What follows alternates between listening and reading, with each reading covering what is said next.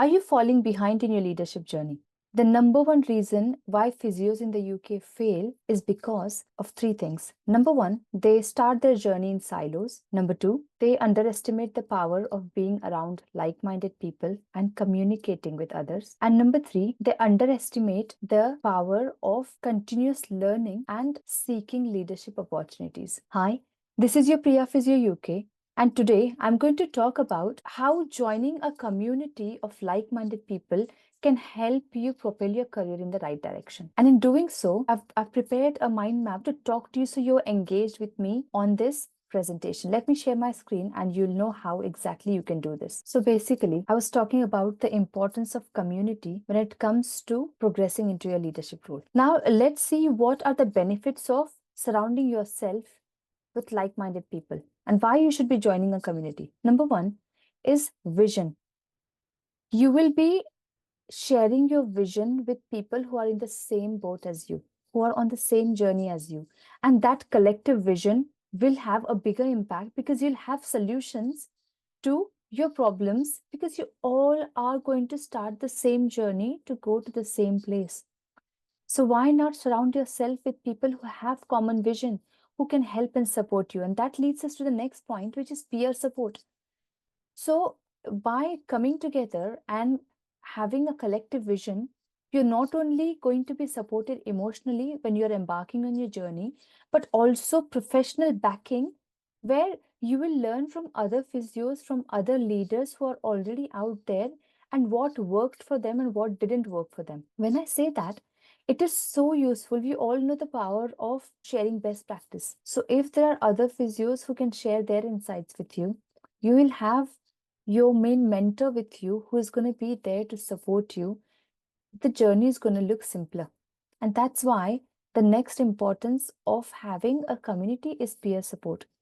Following that, what you can do together when you join a community is you can review other leaders' journeys. It doesn't have to be healthcare, it could be anyone who you admire and what you have learned from their leadership journey or from that person so that you can incorporate that not only for your benefit but for everybody's benefit in the community. So coming together with a common vision with people who are ready to support and review other leadership journeys and share their leadership journeys with you. And what do you do with all this? You're giving back. The more you learn from others, you should be ready to give back to others. If you have the feeling of competition in your mind, I'm sorry to say, but you're not forming a community. You're forming a rivalry. Whereas when it comes to leading, you actually need to bring people together. You can't stand alone and lead. You all know that if you're standing alone, you are not a leader. You want people to follow you and people to come along with you with a shared vision. So you're leading them.